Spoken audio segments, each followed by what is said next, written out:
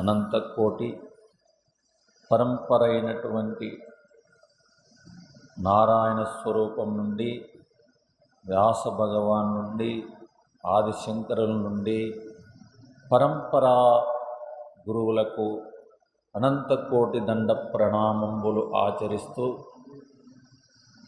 ఈ పవిత్రమైనటువంటి ఆషాఢ శుద్ధ పౌర్ణమి ఈ మహా పుణ్యదినము, ఈ పుణ్యదినము విశేషంగా ఎందుకు అయిందంటే, శంకరుడు చెప్పినట్లు వ్యాసుడు జన్మించినటువంటి రోజని, వ్యాస భగవానుడు జన్మించాడని వారు కొనియాడారు. ఆదిశంకరులు వ్యాస భగవానుని కొనియాడారు. వ్యాస భగవానుడు ఈ ప్రపంచానికి కావలసినటువంటి అవతారంగా వచ్చినటువంటి ఆది నారాయణుడే. నారాయణం పద్మభువం వశిష్ఠం అని ఆ వశిష్ఠుని యొక్క పరంపరగా వచ్చినటువంటి వారి గురు పరంపరగా వచ్చినటువంటి వారికి ఈ వ్యాసునికే ఎందుకు ఇంత వశిష్ఠులకు నారాయణం పద్మభువం వశిష్ఠం, వశిష్ఠుడు అయినటువంటి వాడు ఎందుకు పేరు రాలేదు ఈ భూమిపైన అంటే, వారు చేసినటువంటి అంతర్ముఖమైనటువంటి సాధనలోనే పునీతులైనారు. కానీ ఈ ప్రపంచానికంతా కూడా ఈ ప్రకృతికి కావాల్సినటువంటి ఆస్తిపాస్తి అంటే జ్ఞానధనాన్ని పంచిపెట్టేటువంటి ఆయనకు అవకాశం దొరికిందో లేదో, కానీ అక్కడ నుండి మాత్రం ఈ పేరు రాలేదు. కాబట్టి ఈ పేరు వచ్చిన దానికి కారణము ఎవరంటే వ్యాస భగవానుని యొక్క అవతారంతోనే. ఎందుకంటే వ్యాసుడే విభజించాడని, వ్యాసం చేశాడని. ఎందుకంటే 4 వేదాలలో ఉండేటువంటి రహస్యమైనటువంటి దాన్ని అంతా కూడా ఒక చోటికి చేర్చి ఆ జ్ఞానధనాన్ని 84 లక్షల జీవరాశులలో ఉండేటువంటి మానవులు అనేటువంటి వారికందరికి కూడా జ్ఞానాన్ని పంచిపెట్టేదానికి అద్భుతమైనటువంటి కృషి చేసినటువంటి భగవానుడు వ్యాస భగవానుడు. అందుకు ఆయన్ను కొనియాడుతున్నాం. పరంపరగా ఉండేటువంటి గురువులందరూ కూడా ఈ చక్కగా గురు పరంపరగా వచ్చినటువంటి యొక్క ఆ పరంపరలో ఆమ్నాయ మఠాలన్నీ కూడా మహావాక్యాలతో చేసినటువంటి 4 మఠాల నుండి చేసినటువంటి ఇదంతా కూడా చేసినటువంటి విభజించ శక్తి కలిగినటువంటి వాడు వ్యాస భగవానుడు అని, వ్యాసం చేసినాడని ఈ యొక్క 18. ఎందుకంటే పంచమ వేదం అనేటువంటిది మహాభారతాన్ని చక్కగా ఆయన ఎన్ని లక్షల శ్లోకాలతో దీన్ని చక్కగా గణేశుడు చెప్పినటువంటి, రాస్తూ ఉంటే గణేశుడు చెప్తూ ఉంటే ఎక్కువ చేసినటువంటి యొక్క అపరూపమైనటువంటి పంచమ వేదం అనేటువంటి యొక్క వేదాన్ని విభజించినటువంటి వాడు కాబట్టి.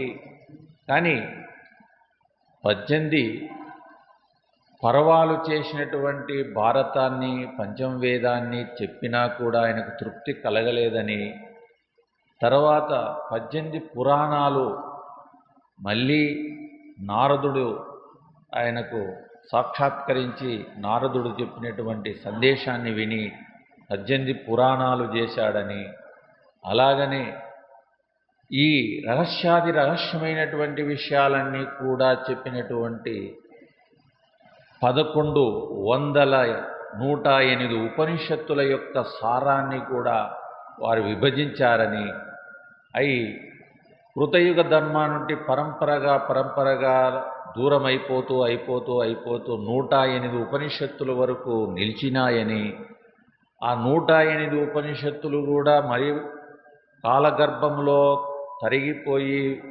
దూరమైపోయి తర్వాత దశోపనిషత్తులను వరకు ఆగినాయని, ఇలా విభజించినటువంటి అల్లకల్లోలుగా చేసినటువంటి కృషి వ్యాస భగవానుడు చేశాడని. కానీ వ్యాస భగవానుడు ఇంత కృషి చేసినా ఎందుకు ఆయనకు మనస్తాపం తగ్గలేదు అంటే మనశ్శాంతి కలగలేదు అని విఘ్నేశ్వరుడు ప్రశ్నిస్తాడు. ఏమయ్యా, ఇంత వేకరం పెట్టావే, ఇంత చెప్పావే, ఇంత చేశావే, ఏమి దీనివల్ల ఈ సమాజానికి ప్రయోజనము అని అడిగితే, అయ్యా పంచమ వేదములో నేను రహస్యమైనటువంటి 3 విషయాలు 3 రత్నాలు పెట్టాను అన్నాడు. ఎవరు? వ్యాసుల వారు. ఎవరితో?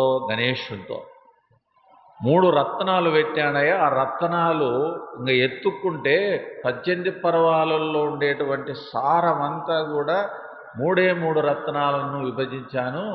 అది యోగనిష్ఠులైనటువంటి బ్రహ్మనిష్ఠులైనటువంటి వారు గురువులకు మాత్రమే అది దక్కుతుంది, అందరికీ దక్కేది కాదు. అది రహస్యం. అంటే ఆ ఏంటి ఆ 3 అంటే చెప్పాడు వ్యాసుల వారు.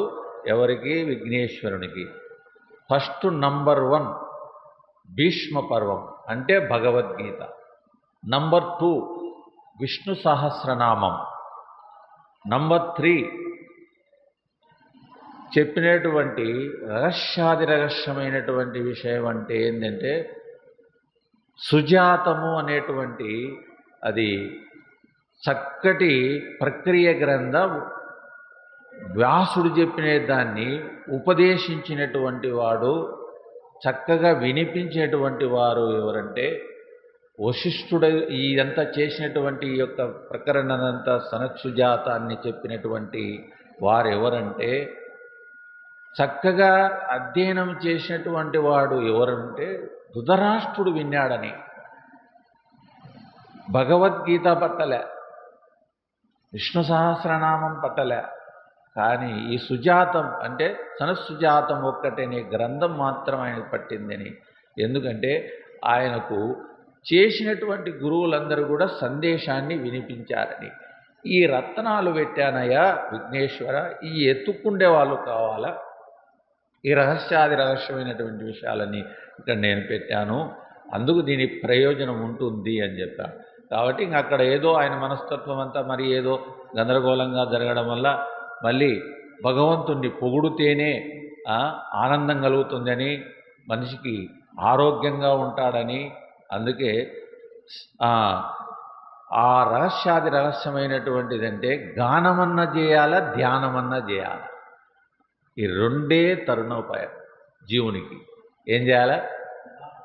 గానమన్నా చేయాలా, ధ్యానమన్నా చేయాలి. ఈ సనత్సుజాతంలో ఇరికిచ్చి పెట్టినాడు వ్యాసులు. ఈ రెండింటిని ఎవడు బాగా మననం చేస్తాడో వానికి పట్టుబడుతుంది నా బ్రహ్మ విద్య, నా జ్ఞానం పట్టుబడుతుంది అని చెప్పాడు. కాబట్టి అంత నిగూఢమైనటువంటి సనత్సుజాతాన్ని, విష్ణు సహస్రనామాన్ని చదువుతున్నాం. కానీ విష్ణు సహస్రనామంలో ఉండే రహస్యమైనటువంటి పీఠిక అంటే టీకా తాత్పర్యంతో దాన్ని మననం చేయాలి. రోజు ఒక శ్లోకాన్నన్నా భగవద్గీతను కానీ విష్ణు సహస్రనామం కానీ, ఎందుకంటే ఆబ్జెక్ట్ కాబట్టి సనత్సుజాతాన్ని అర్థం చేసుకోవడం అన్ని కోణాలలో సంస్కృత పదము కాబట్టి అది అంత అర్థం కాదు. కానీ ఈ 2 అందుబాటులో ఉన్నాయి. ఈ రెండింటిని ఈ రత్నాలు బాగా మర్దన చేస్తే మనసు ఎక్కుతుంది. కానీ ఇదంతా కూడా ఇంత చెప్పి వ్యాసుల వారు ఇంత కృషి చేసిపోయి గతించిపోయిన కాలంలో మనం ఇంతవరకు ఆయన్ను వ్యాసుని ఎందుకు, వ్యాస భగవానుణ్ణి ఈ వ్యాస పున్నములో స్మరిస్తున్నాము? కారణం ఏంటి, ప్రయోజనం ఏమిటి అంటే ఆయన పత్యాలు చెప్పాడు. అయ్యా, నేను ఈ 3 రత్నాలను నీ మనస్సులో జీర్ణింపజేసుకోవాలంటే నేను ఈ పత్యాలు చెప్పాడు. ఆ పత్యం ఏంటంటే, ఆయన సూపర్ డాక్టర్ కదా, ప్రపంచానికి పెద్ద డాక్టర్ ఆయన. అంటే బ్రహ్మ విద్య జ్ఞానానికి సూపర్ అయినటువంటి వాడు, పెద్ద డాక్టర్ కాబట్టి ఆయన ఎండి కాబట్టి ఈ పత్యాలు చెప్పాడు. ఆ పత్యాలు ఏంటి అంటే, 12 మాసాలలో మానవుడు అలజడిని తట్టుకునేదానికి సాధ్యము కాదు. ఎందుకంటే అనేక జన్మాల నుండి చేసినటువంటి పాపభూయిష్టమైనటువంటి దుష్కర్మలు సత్కర్మలు తక్కువ కావడం, దుష్కర్మములు ఎక్కువ కావడం వల్ల అల్లోకొల్లమైనటువంటి పరివర్తన చెందిన మనస్సును నియమింపజేసేదానికి వ్యాసుల వారు మనకు చక్కటి సందేశాన్ని ఇచ్చాడు. ఏంటి అంటే, ఆషాఢ శుద్ధ ఏకాదశి రోజు నుండి కానీ ఆషాఢ శుద్ధ పౌర్ణమి నుండి కానీ చాతుర్మాస దీక్షలు చేయమని చెప్పారు. ఈ చాతుర్మాస దీక్షలు సన్యాసులు కాదు చేయాల్సింది, గృహస్థులు చేయమని చెప్పాడు. ఎందుకంటే పశ్చాత్తాపముతో అంబశయ్య పైన ఉన్నప్పుడు భీష్ముడిని ప్రశ్నించినాడు. ఎవరు? అర్జునుడు. తాత, నీకు ఎన్ని జన్మాలుంటే నువ్వు చేసినటువంటి భూయిష్టమైనటువంటి ఎందుకు ఈ కర్మలు నీకు ఎందుకు ఇంత దాపరించినాయి, ఇంత రక్తసిక్తంగా నువ్వు ఎందుకు బ్రతుకుతున్నావు అంటే, అయా మహావిష్ణువు అయినటువంటి సనాతనమైనటువంటి పరిపాలకుడు చేసినటువంటి సద్గురు అయినటువంటి నారాయణుని యొక్క స్మరణ లేక, నారాయణ స్మరణను జన్మజన్మాల నుండి స్మరించక అనేకమైనటువంటి సంస్కారాలు, పాపభూయిష్టమైనటువంటి సంస్కారాలతో నా మనస్సు అల్లకల్లోలమైపోయింది. అందుకు కాబట్టి పశ్చాత్తాపంతో ఉన్నాను. అందుకే అప్పుడు సందేశాన్ని ఇచ్చాడ. ఎవరు? భీష్ముడు. ఏం చెప్పాడు? అయా ఆషాఢ శుద్ధ పౌర్ణమి వస్తుంది, చాతుర్మాసం అని వస్తుంది. అంబశయన పైన ఉండేటువంటి నాగతి ఈ జగత్తును పరిపాలించేటువంటి మహాశ్రీమన్నారాయణుడు అంబశయ పైన ఆయన కూడా శయనిస్తాడు. అదే దాన్ని శయన ఏకాదశి అంటారు.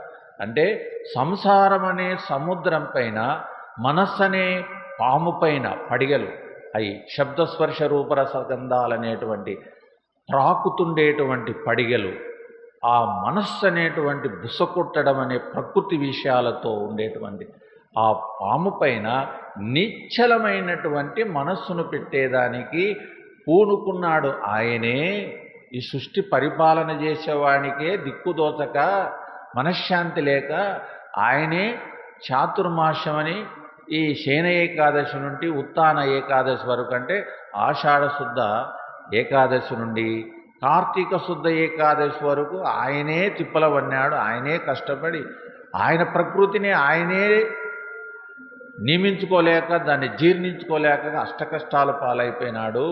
అందుకు కాబట్టి మానవుడుగా ఎత్తినటువంటి వాడు ప్రతి మానవుడు ఈ ఆషాఢ శుద్ధ ఏకాదశి నుండి కార్తీక శుద్ధ ఏకాదశి వరకు చాతుర్మాస వ్రతాన్ని ఆచరించమని ఆయన అంబశేయం పైన ఉండేప్పుడు అర్జునునికి చెప్పినాడని. అంటే అది చెప్పడం ఏంటికి అంటే, పురుషుడు కానీ స్త్రీ కానీ ఎవరైనా కూడా చాతుర్మాస దీక్షను చేయవచ్చని ఒక సందేశాన్ని ఇచ్చాడు భీష్ముడు.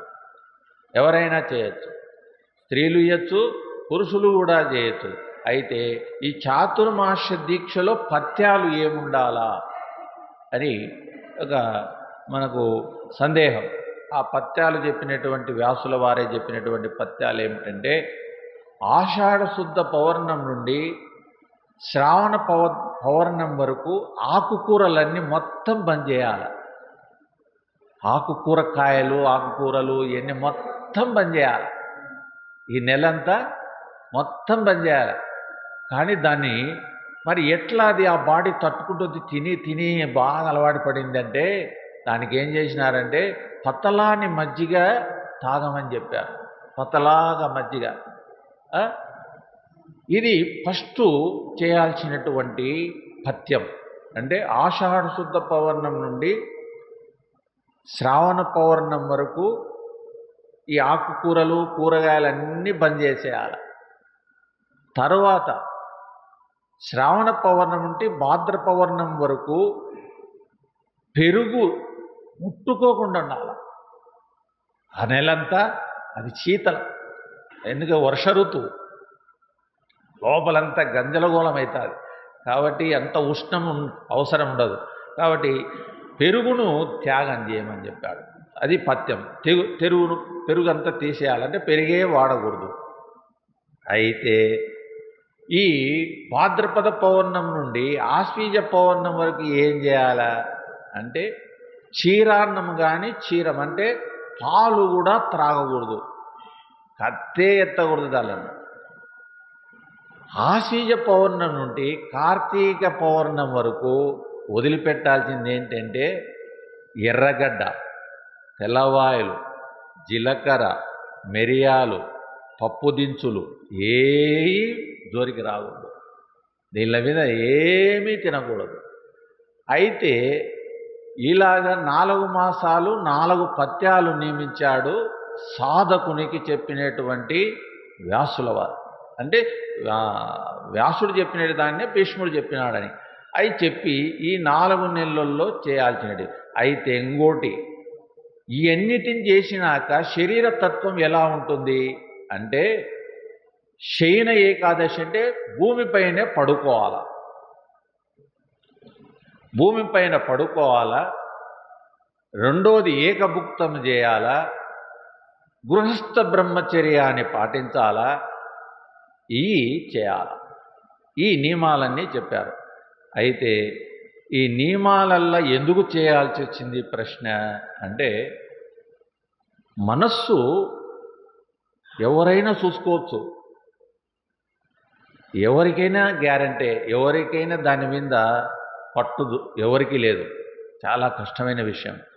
ఒక్క సెకండ్లో మనస్సు ఎన్ని ఆలోచనలను తోస్తుందో అస్సలు ఎరగలేడు మనిషి. ఎన్ని రకాలైన ఆలోచనలు వస్తాయో, ఎన్ని చిత్రపటాలు పడతాయో, ఎన్ని విచిత్రమైన దృశ్యాలు కనిపిస్తాయో, అనేకంగా కనిపిస్తాయి.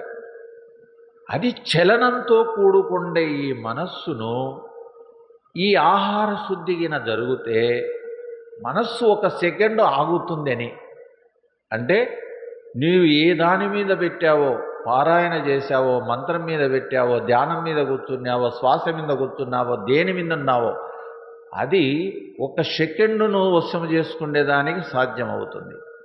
అయితే మరి 4 నెలలు మేము ఈ సంసారములో పిల్లలు, ఆస్తులు, అంతస్తులు, ఈ అప్పులు సప్పులు, ఈ పరిస్థితి, నేను ఈ ప్రారంధంతో ఈ దేహముతో ఈ గృహస్థ ధర్మములో ఇరుక్కపోయినాను, పిల్లలకు బాధ్యతతో ఇరుక్కపోయినాను, నా పరిస్థితి ఏంది అని ప్రశ్న. అయితే దానికి ఏం చేశారంటే మహాత్ములు చెప్పినటువంటి వారు ఏమంటే 11 రోజులైనా చాతుర్మాస్యాన్ని ఆచరించవచ్చు, 21 రోజైనా చాతుర్మాస్యాన్ని ఆచరించవచ్చు, 41 రోజైనా చాతుర్మాస్యాన్ని ఆచరించవచ్చు, కానీ మండలమైన ఆచరించవచ్చు. ఇది వారి వారి శక్తి ఇదైనట్టు. కానీ ఈ 11 రోజులు చేసిన యొక్క నిష్ట ఏదైతే ఈ 4 నెలలు చేసినంత ఫలితం అందుతుందని. అయితే ఎన్ని ఆచరిస్తే మనకు ప్రయోజనమేంది అని మాకు ప్రశ్న వస్తుంది. కానీ జన్మ నుండి పుట్టినాల నుండి ఎన్ని పాపాలు చేశాడో, ఎన్ని దుర్మార్గ కర్మలు చేశాడో, ఎన్ని ఆలోచనలు చేశాడో, ఏమేమి జరిగాయో అది ప్రాయశ్చిత్త కర్మ ఒకటి. కానీ ఈ 11 రోజులు కానీ మండలం కానీ ఈ 4 నెలలు ఆచరిస్తే సంవత్సరంలో చేసిన పాపమంతా ప్రక్షాళనమైపోతుంది, కడిగేస్తుంది. అంటే మనస్సులో ఉండేటన్ని కడిగి పాడేస్తుంది. ఏది? ఈ ఆచరణ వల్ల. అందుకే ఈ ఆచరించేదానికే తద్విద్ధి ప్రణిపాతేన హరిప్రశ్నేన సేవయ ఉపదేక్షంతి తే జ్ఞానం జ్ఞానిన తత్వదర్శిన అని భగవద్గీత. మరి ఎవరిని పట్టుకోవాలయా అంటే గురువును పట్టుకోవాలా. ఆ గురువును సూత్రీయ బ్రహ్మనిష్ఠుడైనటువంటి గురువును ఆశ్రయించాల. ఆ గురువు లేనిది గుట్టు తెలియదు, గురువు లేనిది గుర్తు తెలియదు, గురువు లేనిది దైవము అనుగ్రహం కలగదు, గురువు లేనిది ఏది సిద్ధించదు, ఏది జరగదు. అంతే మన గురు పరంపరలో చెప్పినటువంటి పరాశక్తి చెప్పినటువంటిది. ఎందుకంటే పరాశక్తి కూడా చెప్పినటువంటి గురువును ఆశ్రయించమనే చెప్పింది. కాబట్టి చూడండి, మన పరంపర కృతయుగ ధర్మం నుండి వచ్చే దత్తాత్రేయులు ఆచరించినాడు, ఆ పరశురాముడు ఆచరించినాడు, అందరూ రాజర్షులందరూ ఆచరించినారు, గురువును ఆశ్రయించినారు. గురువును ఆశ్రయించే బలిచక్రవర్తి, మాందాత ఇలాంటి వాళ్ళందరూ కూడా, చక్రవర్తులందరూ కూడా ఒక గురువును ఎన్నుకున్నారు. వాళ్ళ ప్రారంభంతో గురువును ఆశ్రయించారు, గురువుతోనే పునీతులైనారు.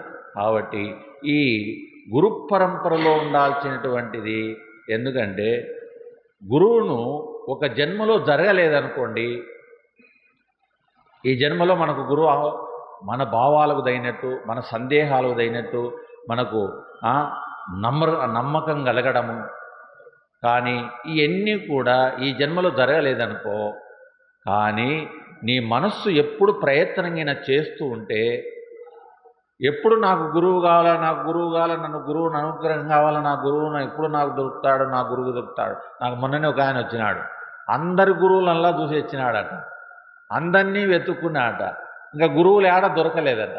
ఏం స్వామి నువ్వు గురువు అవుతావా అని వచ్చినాడు.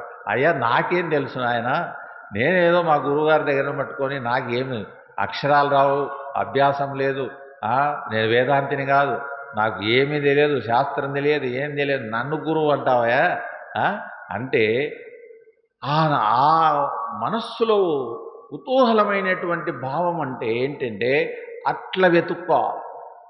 నాకు గురువు కావాలా, నాకు గురువు కావాలా, నాకు గురువు కావాలని మనస్సులో ఎప్పుడు స్మరణ చేస్తున్నారు.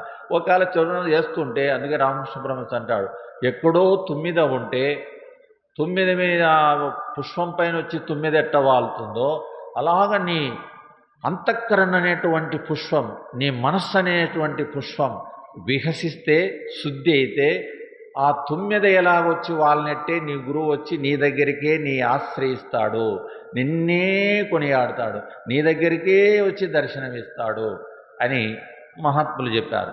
అలాగా మనము నిత్య జీవనములో గురుస్మరణ అనేటువంటిది, ఒక గురువును గుర్తును తెలుసుకోవాలి. కాబట్టి గురువును అనేటువంటి వాడిని పెట్టుకోవాలి.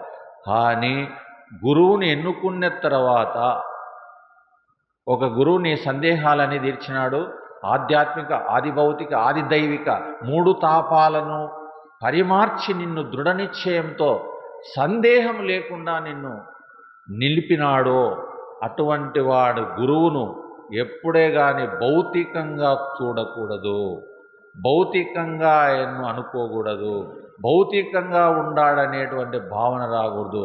ఆయనకు పూజ చేసిన, పాదసేవ చేసిన, వందనాలు చేసిన, అర్చన చేసిన, ఏమి చేసిన దృష్టి అంతా కూడా గురువు దృష్టి మాత్రమే ఉండాలి.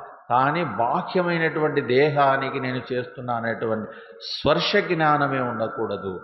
అలాగా త్రికాలమైనటువంటి ఆ గురువుని ఎవరైతే ఆశ్రయిస్తారో వారికి తప్పకుండా బ్రహ్మజ్ఞానము కరతరామలకమని చెప్పి మనకు వేద రహస్యంలో చెప్పినటువంటి, వ్యాసులు చెప్పినటువంటి విషయం. కాబట్టి ఇది నిత్య జీవనములో మనము చేయాల్సినటువంటి అవకాశం ఏమిటి అంటే, ఈరోజు పౌర్ణమి నుండి మొదలుకొని కనీసము ఒక భగవద్గీతనన్నా ఒక కేటాయించండి. ఏంటి, ప్రాతకాలంలో నీకు శక్తి ఇదైనట్టు 5 గంటలకు చేస్తావా, 4 గంటలకు చేస్తావా, 6 గంటలకు చేస్తావా, కానీ 7కు మించి చేయకూడదు. అది అధమం అవుతుంది, ఉత్తమం కాదు. 7 గంటలకు దాటి దేవతార్చన చేయకూడదు, అది రాక్షసత్వం భావంలోకి వెళ్ళిపోతుంది. కాబట్టి నా 3:30 నుండి 6:30 వరకు మంచి ప్రయోజనమైనటువంటి కాలం. ఆ కాలంలో నువ్వు పూజ చేస్తావో, పారాయణ చేస్తావో, జపము చేస్తావో, మౌనం పాటిస్తావో, ఏది చేస్తావో, కానీ నీ శక్తి ఇదైనట్టు 11 రోజుల, 21 రోజా, మండలమా, 2 నెలల, 4 నెలల, ఏదైనా ఉండొచ్చు. కానీ దీన్ని ఎవరు ఆచరించాలా? మానవుల్లో స్టేజీలు ఉన్నాయి, అవి కూడా మళ్ళీ స్టేజీలు చెప్పాయి, పురాణాలు చెప్పినాయి. మరి ఎవరు ఆచరించాలి? అందరికీ ఎట్ట కుదురుతుంది అంటే దానికి కేటాయించినారు. 55 సంవత్సరాలు దాటిన వాడు ఈ చాతుర్మాస దీక్షను చేయొచ్చు. 55 సంవత్సరాలు దాటినవాడు. 55 సంవత్సరం లోపలండే వానికి లంపట ఉంటుంది. ఏంటి?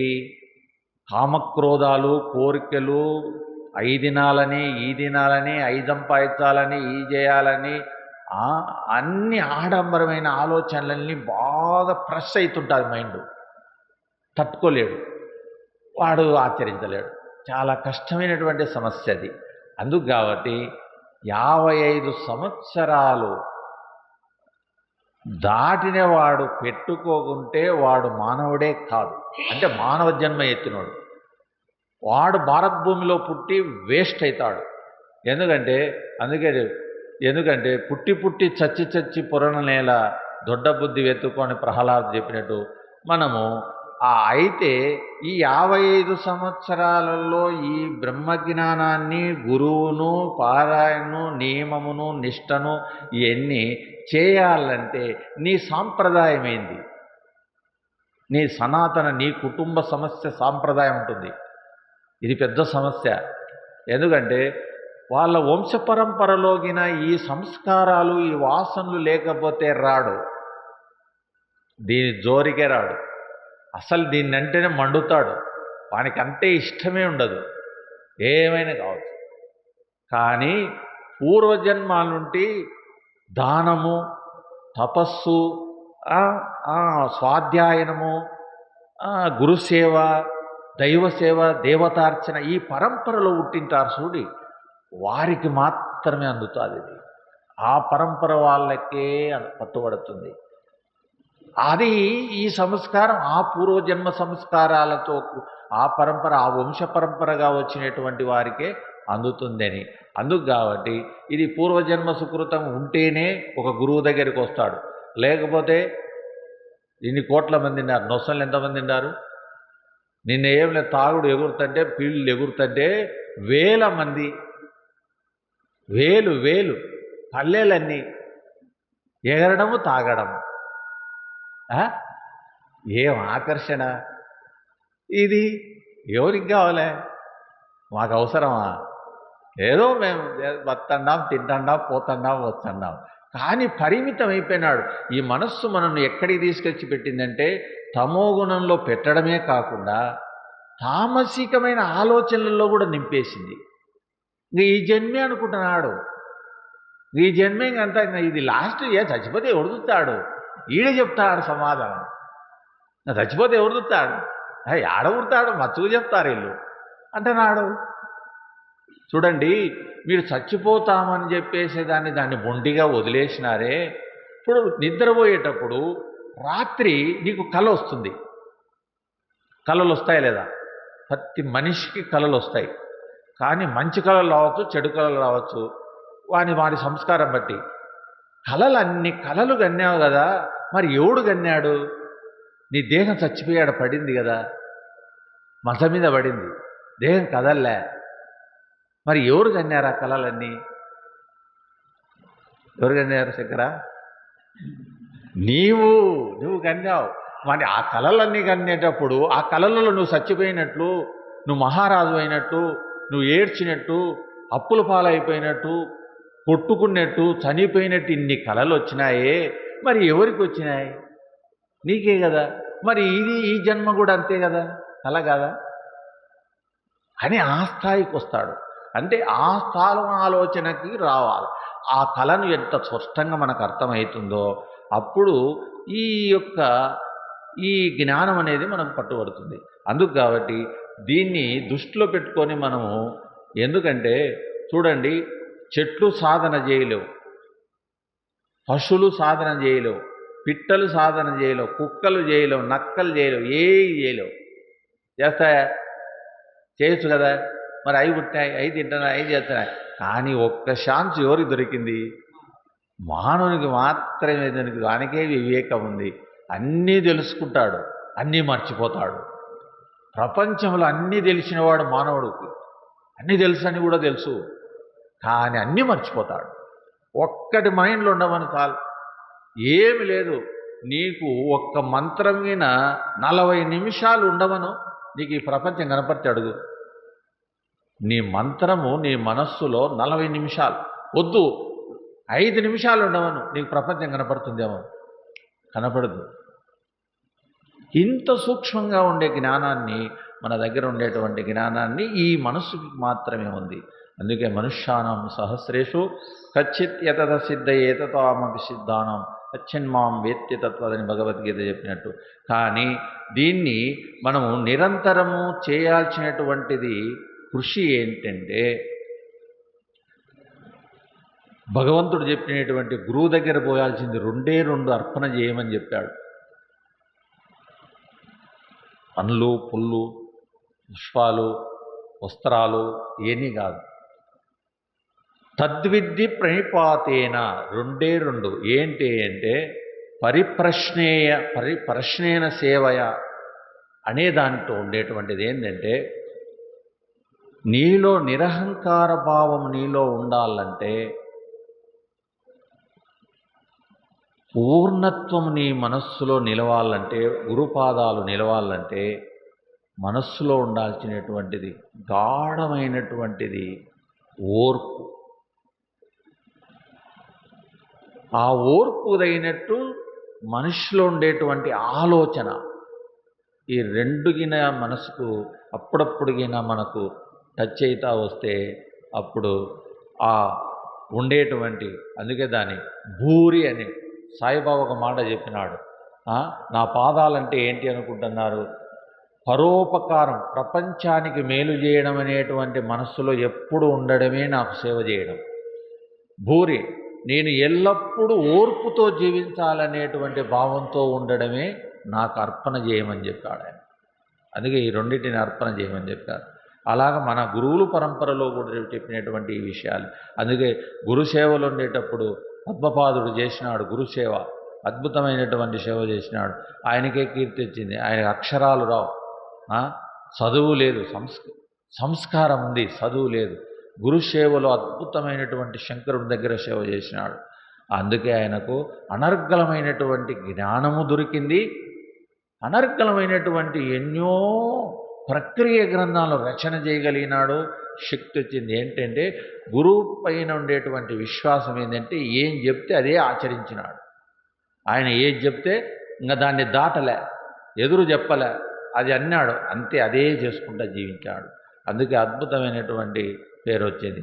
తర్వాత ఇటు కాలంలో వచ్చినటువంటి గురువులలో గొప్పవారైనటువంటి బ్రహ్మంగారు చెప్పుకుంటాం మనం. బ్రహ్మంగారికి ఎంతమంది గురువులు, ఎంతమంది శిష్యులు ఉన్నారు? ఎంతమందో ఉన్నారు. కానీ ఒక్క శిష్యుడు మాత్రమే వచ్చినాడు. ఎవరు? సిద్ధయ్యకి ఒక్కనికే దక్కింది. కానీ రాఘవేంద్రుడు జీవత్సమాధి అయినాడు, శిష్యుడు దొరకలే. ఏడంది పేరు లేదు. సాయిబాబు శిష్యుడు దొరకలే, దొరికినారా? కానీ ఒక్క శంకరుడికి మాత్రం దొరికినాడు. శంకరుడు దొరికినాడు, పద్మపాదుడు దొరికినాడు. అలాగా మన గురువుల పరంపరలో వచ్చినటువంటి వాళ్ళు చూడి. ఎందుకంటే గురువుకు శిష్యుడు దొరకడం అంటే పూర్వజన్మ సుకృతము, అనేక కోట్ల యొక్క తపస్సు కావాలి, తపశ్శక్తి ఉండాలి. తపశ్శక్తి లేనిది శిష్యుడు కాలేడు. అందుకే ప్రపంచంలో అందరూ గురువులు ఉండారు కానీ శిష్యులు ఉండారా? కోట్ల మంది గురువులు ఉన్నారు, శిష్యులు చెప్పండి. మరి ఈ కలియుగంలో శిష్యులు ఎవరన్నా ఉండారా? ఎక్కడన్నా పేరు వచ్చిందే? ఆమె గురువు ఏం చెప్తాడో ఈ గురువు ఏం చెప్తాడు, ఆయన ఏం మంత్రం చెప్తాడో ఈయన ఏం మంత్రం. ఆయన మన స్వామిని అన్నారు, ఓ అబ్బాయి ఎన్ని కొల్లలుగా అన్నారు. ఏం తెలుసు ఆయనకు? బండలు ఎత్తుకునేది, గుండెలు ఎత్తుకునేది. ఆ బండలు కొట్టుకుంటుంటాడు, గుండెలు ఎత్తుకుంటాడు. నేను సంసారం చేస్తాను, ఆయన ఆడ సంసారం చేస్తాను. నేను మిద్దె కట్టాను, నేను సంసారం చేస్తాను, ఆయన చేస్తున్నాడు. కానీ ఆయన చేసినాడు, నువ్వు చేసినావు. కానీ నీలో ఏముంది? నీలో మమకారం ఉంది, నాది అనింది. కానీ ఆయన లేనిది మంది అనింది, మనిది, మంది, ఈశ్వరుంది అని వాళ్ళ మనసు నిష్కామంలో వాళ్ళ మనసులో పెట్టుకుంటారు. అది పెట్టుకొని దానికి కదలకుండా వాళ్ళు కర్మలు చేసినారు. అందుకే స్వామీజీ మరణ సమయంలో పోతే నేను దేశారెడ్డి అందరం ఉండాం, మీ ఇద్దరే రోజు దగ్గరగా ఎక్కువగా ఉన్నాం. కానీ స్వామీజీ బాగా అందరికీ ఆశీర్వాదం చేస్తూ అందరికీ బాగున్నారా 24 గంటలు బాగున్నారనడమే. ఇంకేం చెప్పడంలే. ఒరే ఆ డాక్టర్ వచ్చినాడా, ఈ సూది వేసినారా, ఆ కాలు నొప్పి వచ్చిందే, ఇది కాల ఎట్లుందిరా, ఇది అడగలే. అదేమో అందరు బాగున్నారా బాగున్నారా అంటారు. ఏంటి నాయన ఈ సాధన ఏంది, ఇంత దేహానికి ఇంత బాగా మర్దన జరిగింది, ఇంకా ఈయనకి ఏ స్పృహ లేదే, ఈ విచిత్రంగా అనిపిస్తుంది. ఈ అందరి బాగున్నారా బాగున్నారు అంటే ఏం బాగున్నారు అంటే, ఏ స్వామి మీరు బాగాలేరు, మేము వచ్చినాం, ఏదో నాకు బాగున్నారంటారు, మీ పిల్లలు బాగున్నారా, మీరు బాగున్నారా, మీ సంసారం బాగా చేసుకుంటున్నారా, ఇవన్నీ అడుగుతున్నాడు. అవన్నీ జరిగినాయి, చాలాసేపు జరిగిపోయినాయి. కానీ ఇంకొక పారి తెల్లారుజామునంగా మనకి జరిగేటప్పుడు ఇంకా పూర్తి అయింది. అప్పుడు ఏందో మేము ఒక గ్లాసు నీళ్ళు తీసుకొని పోయినాం, ఆయన నేను తీసుకపోయి ఆ గ్లాసులో నీళ్ళు ఇచ్చి ఆ నీళ్లు పోస్తాను, ఆ నీళ్ళు పోసాం. ఆ నీళ్లు పోస్తానే అంతవరకు కళ్ళు తెరసనేలే, ఎవరిని చూడనేలే, కళ్ళు తెరసనేలే. అప్పుడు భీకరంగా తెల్లగుడ్డును తిప్పినాడు. మన పాపరాలే, నల్ల పాపరాలే, తెల్లగుడ్డు తిప్పినాడు. తిప్పి ఒక్కబారు భీకరంగా చూసా. అంటే బ్రహ్మజ్ఞానంలో నేను తిష్టగా ఉన్నాననేటువంటి భావం అనేటువంటిది వస్తూ ఉంది. అంతే, స్వస్తి, ఇంకా కళ్ళు మూసినాడే, ఇంకా అయిపోయింది. కానీ ఈ సమయంలో ఏ శిష్యుడు చేస్తాడో, నా మఠాన్ని ఎవడు కాపాడతాడో, దీన్ని ఏం చేస్తారో, ఎవడు కొల్లగొట్టుకపోతాడు, ఇవన్నీ రావచ్చు కదా, ఏం జరిగిపోతుందో ఏమవుతుందో ఏం చెప్పొచ్చు కదా. ఇప్పుడు ఆయన బాగుండేటప్పుడు విషయాలు ఎన్నైనా మధ్యలో రావచ్చు కదా. మన సంసారాలకు అందరికీ అన్నీ వస్తుంటాయి, అది ఇది అని. ఆయన ఏం రాలే, ఆ భావాలే రాలే, ఏమీ అడగలే, ఏది చెప్పలే, నువ్వు చేయని చెప్పలే, చేయమని చెప్పలే, ఉండమని చెప్పలే, ఏం చేయాలి, ఇది అయిపోయింది. అంటే అది బ్రాహ్మీ స్థితి పార్త అనేటువంటి స్థితిలో. అందుకే దృష్టి, బ్రహ్మదృష్టి వచ్చింది ఆయనకు, జ్ఞాన దృష్టి వచ్చింది, అది స్థాయి వచ్చింది. అందుకే ఆయన బ్రహ్మజ్ఞానం అయిపోయినాడు, బ్రహ్మజ్ఞానంలోనే లీనమైపోయినాడు. ఇది కొరకే మనము చేయాల్సింది. అందుకే భగవద్గీత కొట్టి చెప్తా ఉంది. ఏం చెప్పింది? ఎం వాపి స్మరన్ భావం త్యజత్యంతే కలేవరం సదా తద్భావభావిత తస్మా సర్వేషు కాలేషు మామనుస్మర విద్యచ. అయా నువ్వు ఎప్పుడు అనుకుంటాడు, తింటన్నా పోతున్నా నన్ను గుర్తు చేసుకుంటాడు, నేను దేహం కాదు, నేను దేహం కాదు అనే భావంలో ఎప్పుడు విలీనమై ఇంత సాధన చేస్తే, ఇంతకాలము 84 సంవత్సరాలు ఆయన సాధన చేస్తే ఆ స్థితి అందింది స్వామీజీకి. ఆ స్థితికి రాగలిగినాడు, అంత సాధనను పెంచుకున్నాడు. అదే కాబట్టి మనము కూడా ఈ యొక్క ప్రయోజనం, మానవ జన్మ వచ్చినందుకు మనం ఈ యొక్క ప్రయోజనాన్ని కాపాడుకోవాలంటే, మానవ జన్మ మట్టిపాలు కాకుండా కాపాడుకోవాలంటే భగవత్ సేవ అనేటువంటిది రోజు చింతన చేసుకోండి, ఆచరించరి. అందుకే ఒక ఆయన మొన్ననే ఒక మాట చెప్పాడు. ఏం చెప్పాడు అంటే, అయ్యా బ్రహ్మజ్ఞానం పొందినారు, బ్రహ్మజ్ఞానం వచ్చింది, వాళ్ళు ఉపాధి కాదనుకున్నారు, కానీ ఎందుకు వాళ్ళు పూజలు చేస్తారు, వ్రతాలు చేస్తారు, మౌనాలు దీక్షాలు చేస్తారు, ఇవన్నీ ఎందుకు అవసరమయ్యా? ఏం అవసరం వాళ్ళకు? జ్ఞాని అంతా పండిపోయినాడు, అన్నీ జరిగిపోయినాయి, అంతా అయిపోయినాయి, వాళ్ళకి ఇంకేం అవసరం? ఈ లోకంతో అవసరం లేదు, ప్రజలతో అవసరం లేదు, వాళ్ళతో అవసరం లేదు.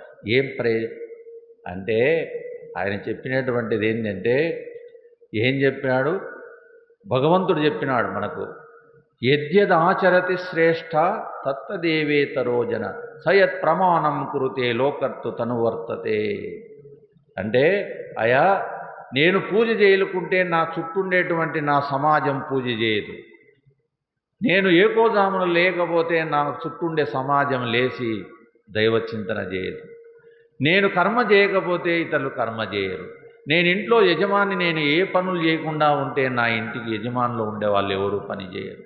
కాబట్టి నేను లోకర్తు తనువర్తతే, లోకం కోసం కర్మ చేస్తుంటాను.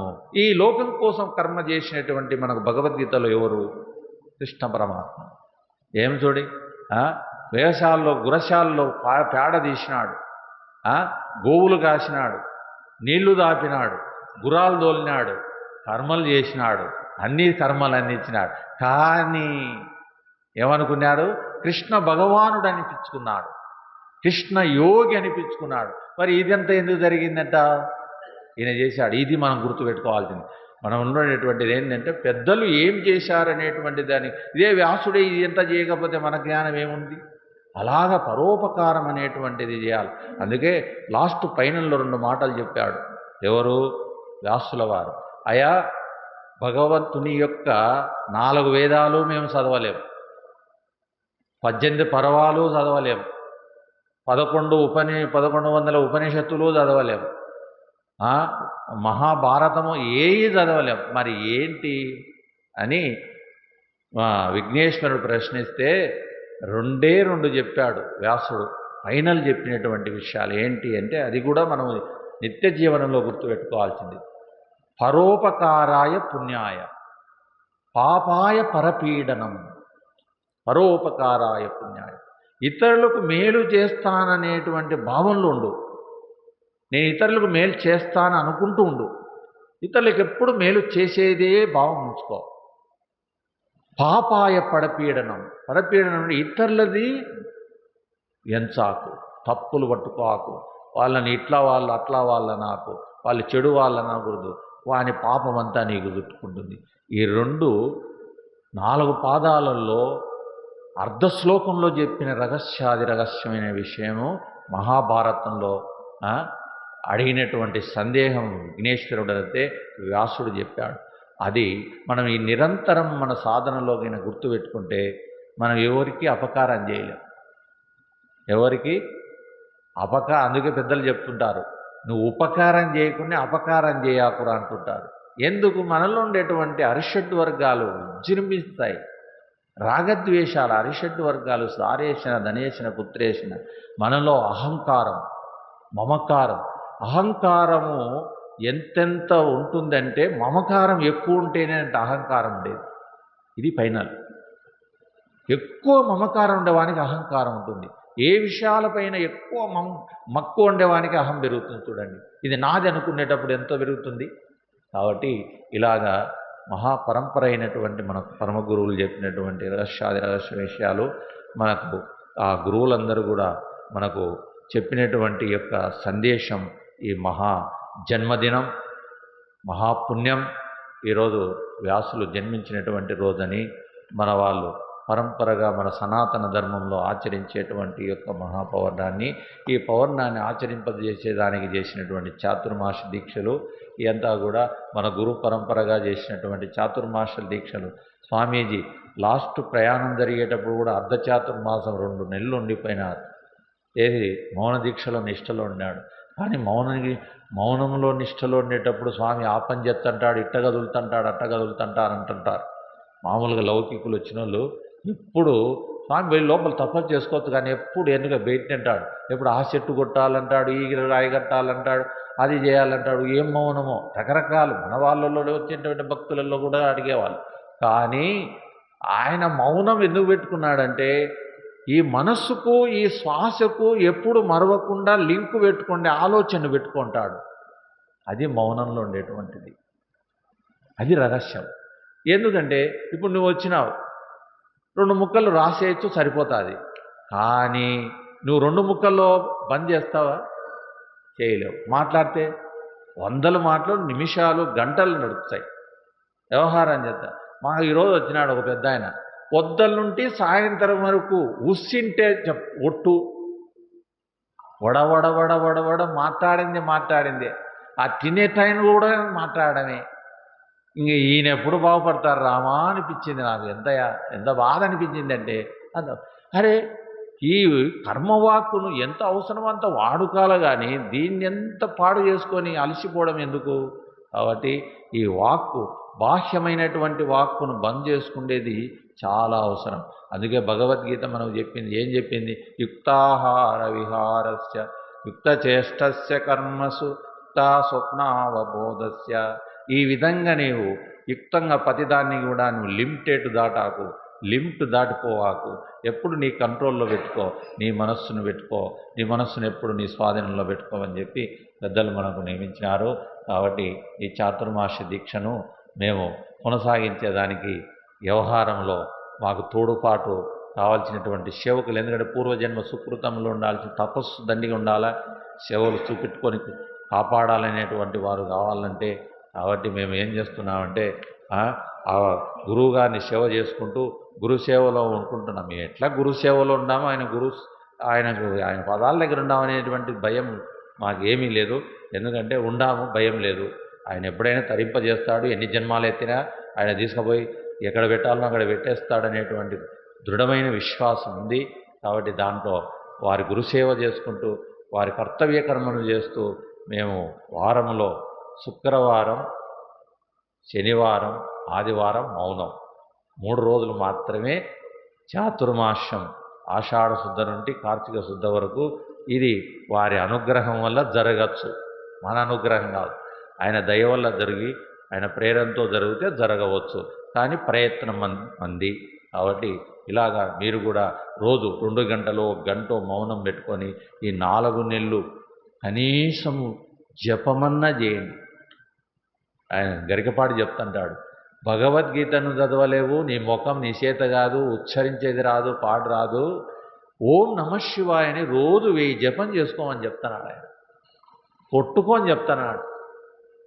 ఈ 4 నెలలు భగవద్గీత వద్దు, నీవేమొద్దురా, నువ్వు ఓం నమఃశివాయని కూర్చొని అనుకో, అది వద్దు నిద్ర వచ్చేంత వరకన్నా అనుకోమంటున్నాడు. ఎంత దిగినాదయ్యా, పెద్దలు ఎట్లా చెప్తున్నారు. కాబట్టి దీన్ని మనం దృష్టిలో పెట్టుకొని తరించాలని ఆ యొక్క వ్యాసుల వారు, శంకరుల వారు, పరంపర గురువులందరూ మనల్ని ఆశ్రయించి మనను ఆశీర్వదించి ఆధ్యాత్మిక, ఆది భౌతిక, ఆది దైవికాన్ని మనను ఆ దుఃఖాన్ని ప్రాపి ఆత్మసాక్షాత్కారాన్ని కలిగించి ఆనందప్రాప్తిని కలిగించుగాక. హరి ఓం తత్సత్.